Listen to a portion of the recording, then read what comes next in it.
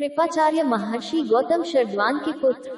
शरद्वान की तपस्या भंग करने के लिए इंद्र ने जानपदी नामक एक देवकन्या भेजी थी, जिसके गर्भ से 2 यमज भाई बहन हुए।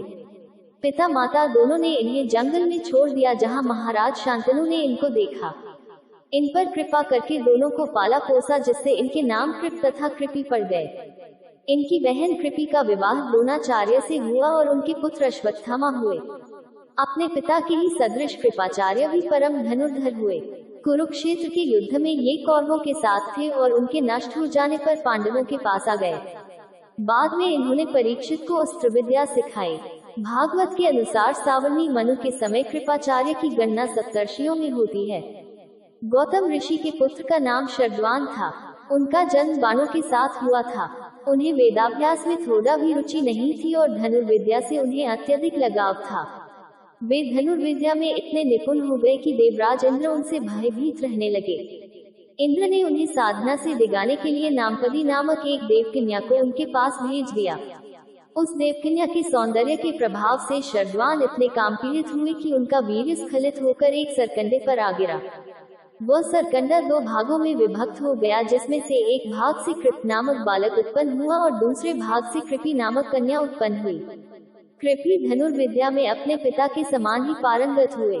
भीष्म जी ने इन्हीं कृप को पांडवों और कौरवों की शिक्षा दीक्षा के लिए नियुक्त किया और वे कृपाचार्य के नाम से विख्यात हुए। महाभारत के युद्ध में कृपाचार्य भीष्म आदि के साथ ही दुर्योधन के पक्ष में युद्ध कर रहे थे।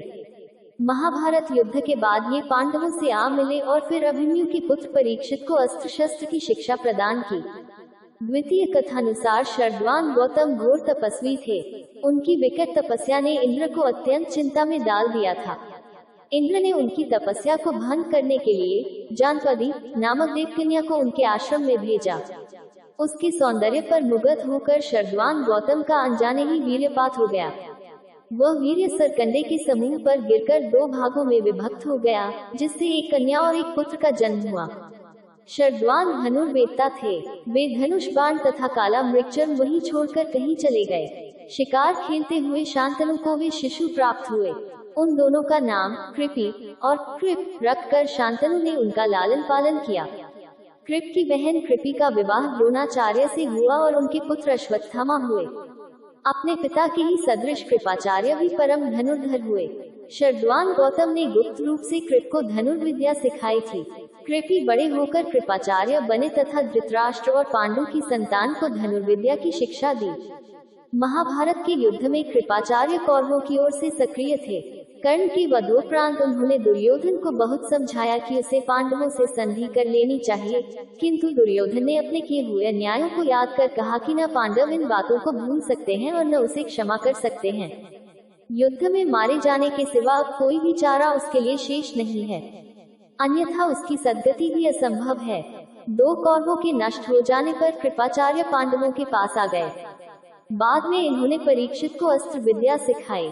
भागवत के अनुसार सावर्णी मनु के समय कृपाचार्य की गणना सप्तर्षियों में होती थी। पांडवों और कौरवों के बीच हुए कुरुक्षेत्र युद्ध में कृपा ने दुर्योधन का समर्थन किया और उसकी तरफ से लड़े।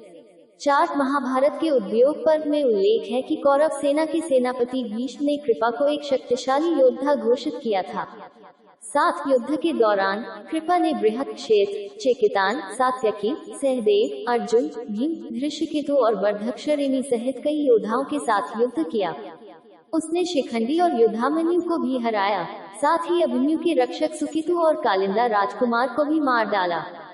शल्य पर्व में उल्लेख है कि कृपा ने कर्ण को पांडवों के साथ शांति बनाने की सलाह दी थी। युद्ध के 18वें दिन कौरव पक्ष हार गया और भीम के हाथों दुर्योधन मारा गया। कृपा ने उसकी दुहाई दी और अश्वत्थामा के साथ मिलकर उस रात शेष पांडव सेना का नरसंहार किया और शिविर में आग लगा दी। 6 महाकाव्य के स्त्री पर्व में कृपा का कौरवों के माता पिता धृतराष्ट्र और गांधारी के पास लौटने और उन्हें युद्ध के बारे में बताने का वर्णन है। 8 महाकाव्य के आश्रमवासिक पर्व में जब धृतराष्ट्र ने जंगल में जाने का फैसला